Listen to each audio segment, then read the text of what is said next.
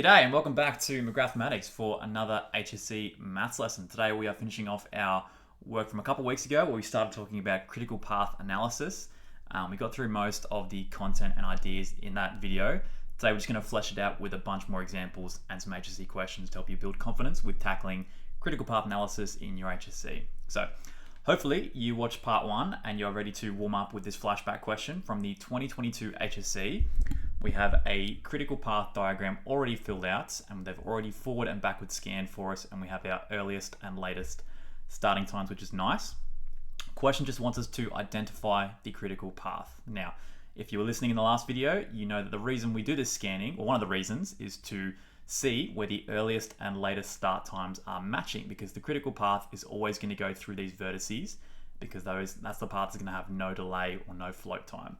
So for this one, we just got to go from the start up through A to the 3,3, down to the 219s, and then finish off with G for our critical path. So the answer is A, D, and G, which is option B.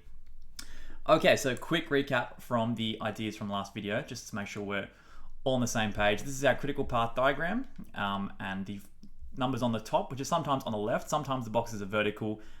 In the HSC, they're more commonly seen horizontal, which I probably should have done, but it's too late to change it now. So the top number is called the earliest start time of each activity, and we get that number by forward scanning. To get the bottom number, which is called the latest start time, we work backwards through the diagram, and that's called backward scanning. Okay, now the difference between your earliest start time and your latest start time, that's called your float time, and you can kind of think of it as how much spare time an activity has. We didn't do much on float in the last video, but there's heaps on it in today's video to bring up to speed. Okay, and as we just saw in the flashback question, the critical path is going through every vertex where the numbers match, and that's where your earliest and latest start times are the same thing because there is no float time. And so keep in mind, if we're trying to speed up the overall completion of the entire task, we need to tackle the critical path. The critical path is the longest path, and that's really limiting us in terms of completion time. So if we're trying to speed up the entire activity, we need to focus on the activities on the critical path, and that's why we care about this topic. We're trying to make the entire activity more efficient. Okay, let's go into our first example for today's video. We have a diagram down below with a bunch of activities and durations. We want to find the float times of every activity in this diagram. So to find our float time, the first thing we're going to need to do is find our critical path. Now for a diagram like this, where it is relatively simple and there's not too much variation, forward and backward scanning may not be necessary if you can just kind of eyeball and see where your longest path is. If you do a tiny bit of trial and error, kind of like what you would do to find the shortest path, but if you look for the longest numbers, what you will eventually find is that the critical path obviously has to start off with A, and then the longest way to get from this vertex to this vertex is going up through B, down through F, and then H to finish off. So there is our critical path. So for a very simple diagram with not much variation, you may not need scanning, and it might be quicker to just figure out by trial and error where your critical path is. But we're still going to do plenty of scanning today, don't worry. Okay, now we have a critical path. We know that every activity on the critical path has no spare time, so it's going to have a float of 0. So A, B, F, and H have 0 float. Now let's look at our other activities. Let's look at C and E down here. Now C takes 3 and E takes 4, which means this path here takes 7, let's say it's in hours, okay? 7 hours from here to here. The critical path goes up from B and down through F, which takes 5 plus 5, which takes 10 hours, which means that the C and E path, because it only takes 7 hours, these two activities have 3 spare hours to work with, and that's what your float time is. So the difference between this red path and the CE path is your float time. So for C, we have a float of 3, and for E, we also have a float of 3. Now this doesn't mean that we can delay both C and E by 3 because then we bit off by 6, but float time is assuming that every single other activity is running on time. So C or E could have a float of 3, but not both, obviously.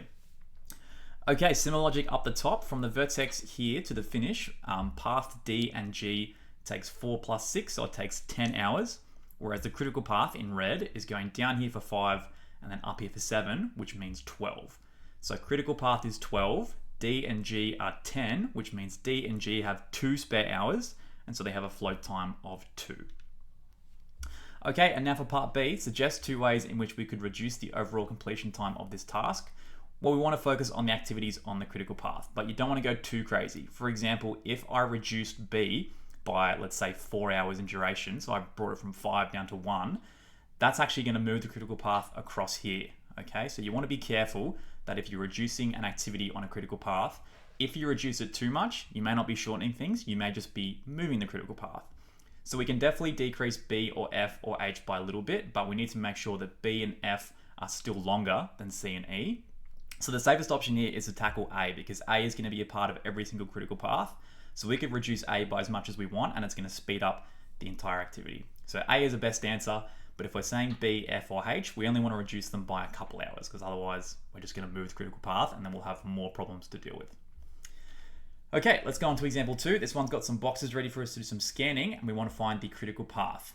So again, this is a relatively simple diagram. We could do trial and error, but because we have some boxes here, and sometimes the marks in the question will be for the scanning if the question tells you to do so, we should practice it. So let's go through and scan through and find our critical path. Starting off with 0 for our earliest start time for A, B, and C. Now going across 1 hour to get to this block here, so that's 1. Up here we have 5 to get here, and down here we have 8 to get to this vertex. Now across the middle or top, I forget, we're going to go in the middle. 1 plus 8 gets me 9. Up top I have 5 plus 10 getting me 15, and on the bottom 8 plus 2 is 10. Okay, now to this vertex here, we have two options. We can go 15 plus 1, or we can go 9 plus 7. Either way, both of those get us the same answer, which is 16. So it doesn't really matter which path we take. We still get the same earliest start time for activity J, which is 16. Looks like we're working in days for this question, so 16 days.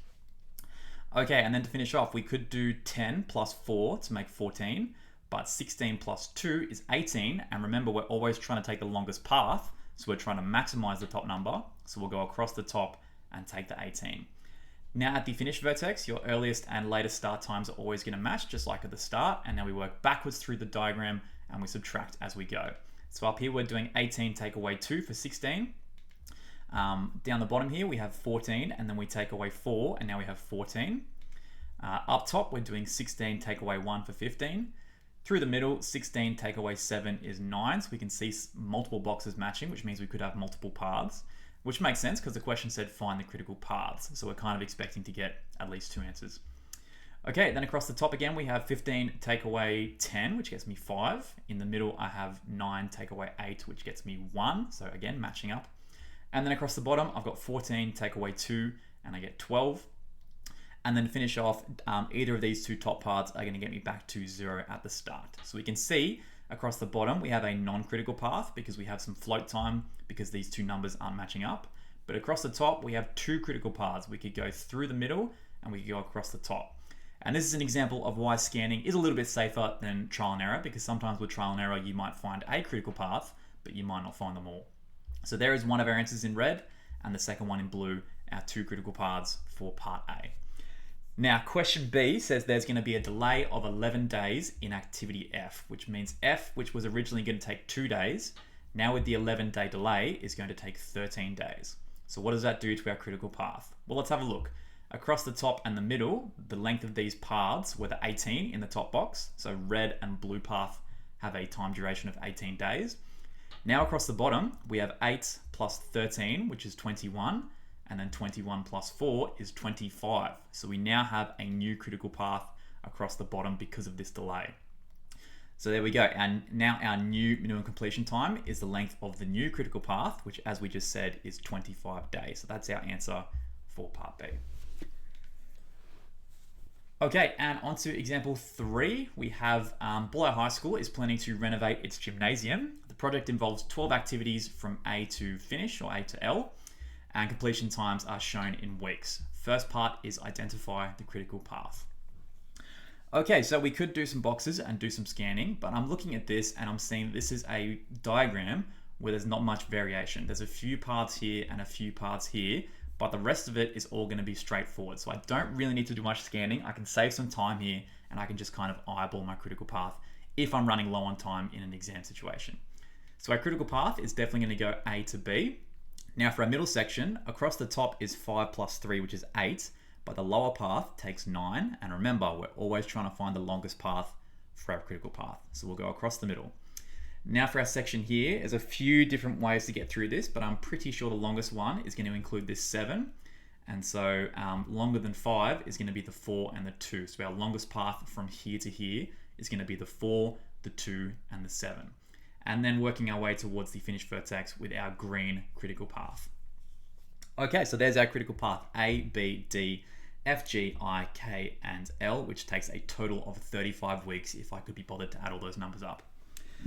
Okay, for part B, determine the latest starting time of activity E. Well, let's think about activity E. What's the earliest we could possibly start it? Well, 2 plus 4 is 6, plus 5 is 11. 11 is good, okay? Now, as we said, the path across here is the longest path, which is 9, but the path up here, which takes 8 weeks, has a float time of 1, okay? The difference between this path and the critical path is 1 week. So if we think about it, the earliest possible start time for E, as we said, 2 plus 4 plus 5 is 11. If we then add on that 1 week of float time, we get 12 weeks as our latest start time. That would be the bottom number if we were doing some scanning. So what that means is you take what's the earliest possible time you can start the activity, and you add on your float and you get your latest start time. What this means is I can wait and start E after 12 weeks, and then the 3 weeks of E is going to bring me up to 15, which is the length of the critical path to this point. Okay, so I could start E after 12 weeks, get it done in time, and I'm not going to impact the overall completion of the entire activity. It just brings me back in line with the critical path. That's what latest start time actually means. Okay, for part C, which activity has the longest float time? We already talked about C and E, which have a float time of 1. Let's talk about these activities here. Between this vertex and this vertex, the critical path takes 6 weeks, because that's 4 plus 2, and H is taking 5. So H has a float time of 1, because it is 1 less than the critical path. Up here though, from this vertex to this vertex, the start and end point of J, the critical path takes 2 weeks plus 7 weeks, so it takes 9 weeks. Now J only takes 4 weeks, so because they have 9 weeks to wait here, and J only takes 4, that means J has a float time of 5 weeks, and it is the longest float in the entire activity. Okay, so remember, float time, difference between your duration and how long the critical path is taking around you, only for non-critical activities. Okay, now for part D, it is possible to reduce the completion time for C, D, let's highlight them, C, D, G, H, and K by employing more workers. These 5 activities can be reduced by a maximum of 2 weeks. What is the new minimum completion time for the entire project?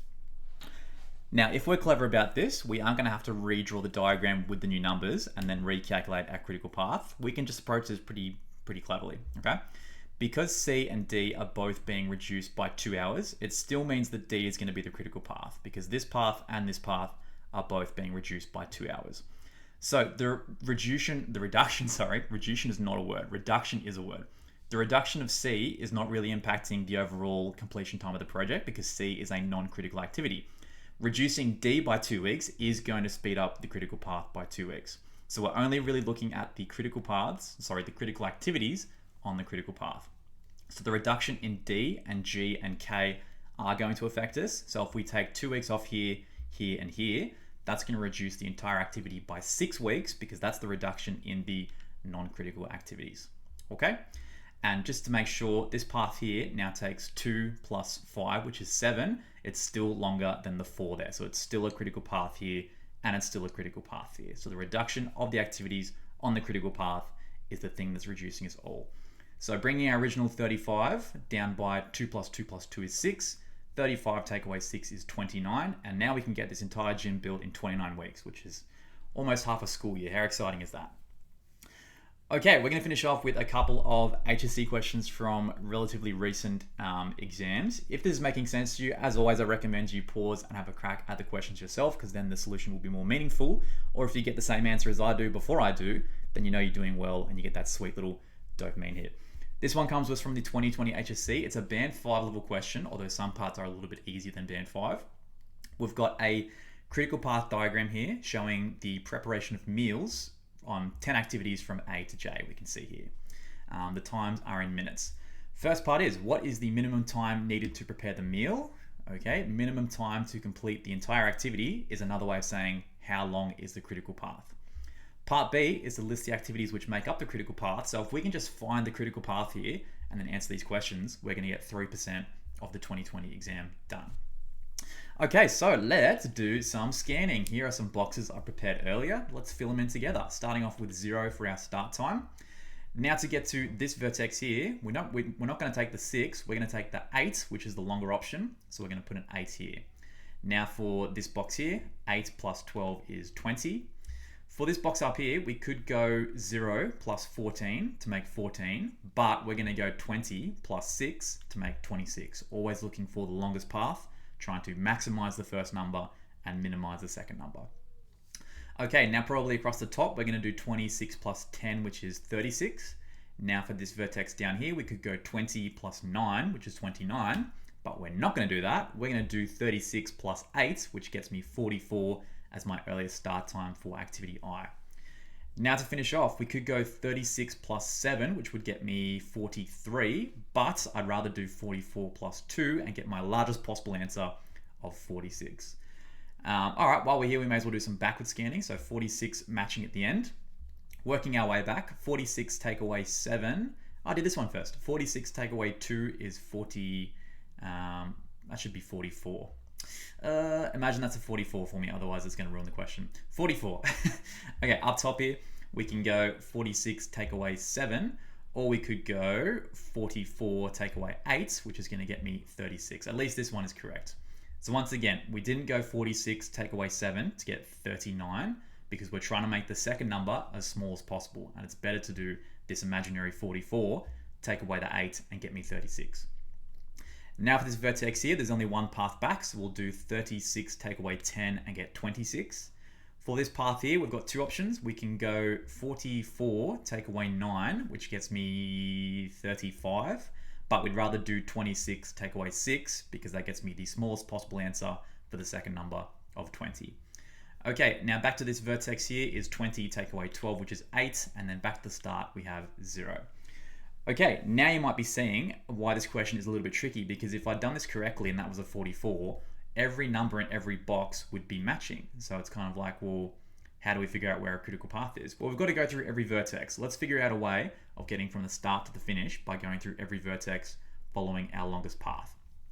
For the start here, we're going to take the 8 instead of the 6. So we're going to go across here. And now for the rest, we have to go across here for 12, and then we've got to hit these two vertices as well. So we're going to go up and then across and then down and then onto the ends. Okay, so we have that in red is our critical path. And so for part A, our minimum time needed to prepare the meal is the length of that red path, which is 46 minutes. And the critical path is C, D, E, F, H, and I. So we have 46 minutes for part I, and we have C, D, E, F, H, I for our critical path for 3 marks.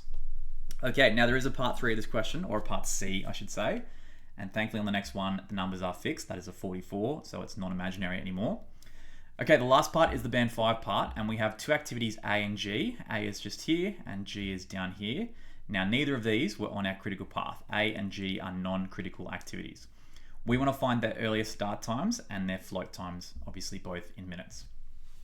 Okay, let's talk about A. What's the earliest time we could start A? Well, A is starting from the start vertex. So we can start A right away if we want. So we can start A at, oh, here we go, critical path again. We can start A after 0 minutes because it is coming off the start vertex, and this number here is 0. Now for our float time, let's compare. The critical path around here takes 26 minutes, okay, because that number there is 26.